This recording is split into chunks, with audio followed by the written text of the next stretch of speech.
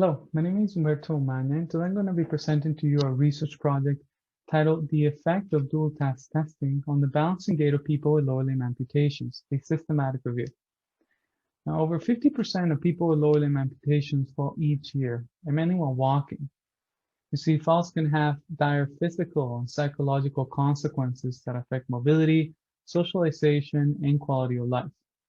In this population, cognitive impairment is prevalent, and the use of a prosthesis for walking is cognitively demanding. Although usually assessed in isolation, an interrelationship exists between cognition, mobility, and falls.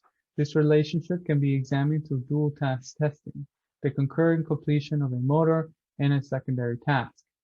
Dual task tests show promise as biomarkers for mobility impairment and risk for falls.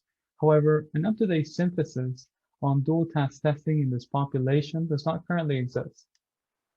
As a result, our main goal was to systematically review the effects of dual task testing on the balance and gait of people with lower limb amputations, examining if a differential effect, described as a greater magnitude of change between single and dual task conditions, would be observed compared to healthy adults, or between people with lower limb amputations, depending on the level of amputation, the reasons for an amputation, or the type of prosthesis used.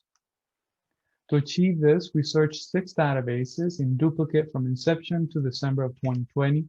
Included were studies with adult participants who had a transtibial, below knee, transfemoral, above knee, or bilateral lower limb amputation who performed dual task balance or gait tests, and studies that included a comparison group. Studies were excluded if they were not peer-reviewed or written in English, and the methodological quality of reporting was assessed using the Downs and Black scale. This is a tool specifically designed for observational studies, examining reporting, biases, and internal and external validity. On the flowchart here, we see that on the left side, close to 4,000 articles were gathered from these databases.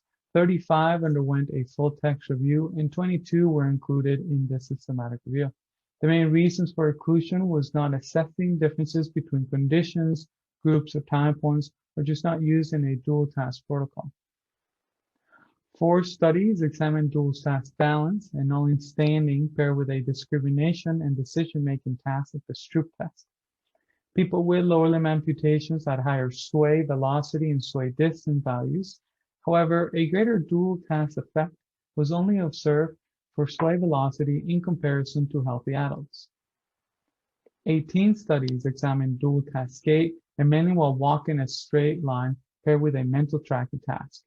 8 studies compared to controls, 4 were within groups of people with lower limb amputation, and 7 assessed differences between microprocessor versus conventional prosthesis. In gait testing, specifically single task testing, people with lower limb amputations perform worse in pretty much every facet of gait domains and spatial temporal gait parameters.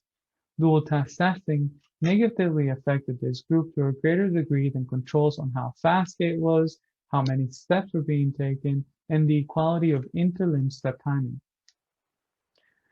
A competition for cognitive resources coupled with the degradation of lower limb sensation and cognitive impairment are some of the reasons to explain the results. People with lower limb amputations have impaired balance and gait that is affected by dual tasks to a greater degree than healthy adults. A differential effect of dual task testing was not observed between people with lower limb amputations or for those using a conventional prosthesis, but this may be attributed due to the analysis or protocols being used. Nonetheless, dual task testing is reflective of real-life situations and may be clinically advantageous. Examining the cognitive mobility link can provide a better understanding of the challenges associated with walking with a prosthesis, including the high rate of falls experienced in this population. Thank you. And I'd like to take a moment to acknowledge the following institutions for their support.